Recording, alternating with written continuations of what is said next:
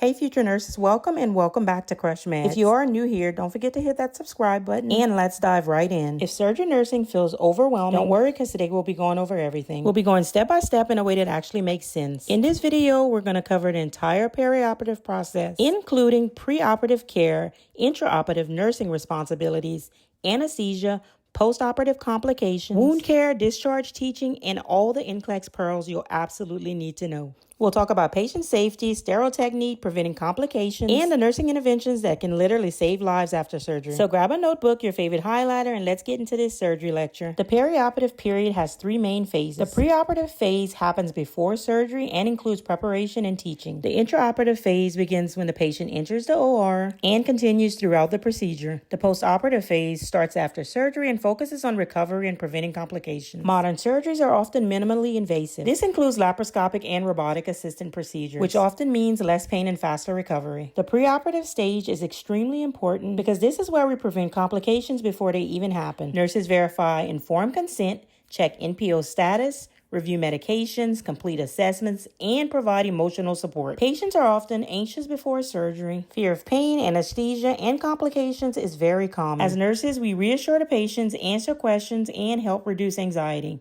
Perioperative teaching helps reduce postoperative complications. Patients are taught coughing and deep breathing exercises to prevent atelectasis and pneumonia. Incentive spirometry expands the lungs and improves oxygenation. Leg exercises and early ambulation help prevent blood clots. Now remember this NCLEX pearl. Teaching must happen before sedatives are given so the patient can understand and practice. Now, the intraoperative phase focuses heavily on patient safety and sterility. Everyone in the operating room wears sterile attire and follows strict aseptic technique. Before surgery begins, a surgical timeout is performed to verify the correct patient, procedure, and surgical site. Positioning is extremely important to prevent nerve damage and pressure injuries. General anesthesia causes loss of consciousness, while local and regional anesthesia numb specific areas without the patient being unconscious. Procedural sedation is lighter sedation where the patient can still respond and maintain their airway. Adjunct medication are often used during anesthesia, including opioids for pain, muscle relaxers, antiemetics for nausea, and sedatives. After surgery, nurses monitor closely for complications. Atelectasis is one of the most common complications and happens when alveoli collapse. Patients are at risk for infection, bleeding, blood clots, and wound complications like dehiscence and evisceration. Supporting the incision while coughing can help prevent wound separation.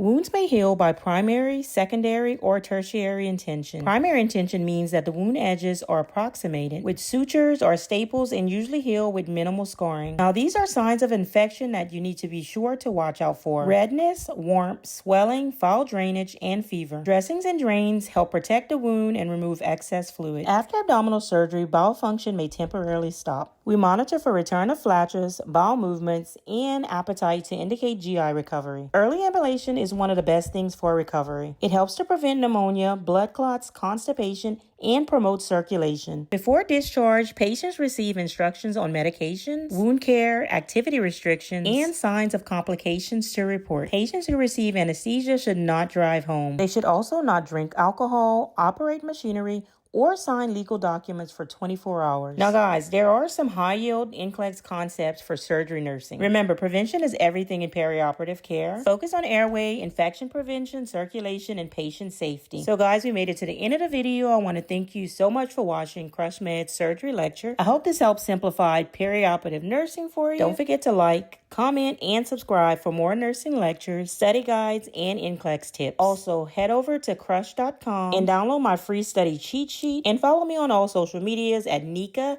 X Noel. Happy studying!